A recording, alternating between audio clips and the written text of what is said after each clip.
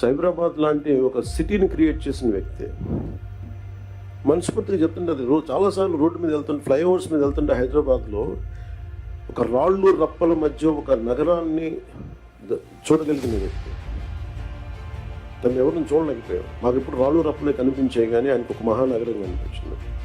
So my respect towards him that Hess really increased. Like మేము ఇప్పుడు అదే ఊళ్ళలో తిరిగేవాళ్ళం, అదే ప్రాంతంలో తిరిగేవాళ్ళం. And all his administrative ability.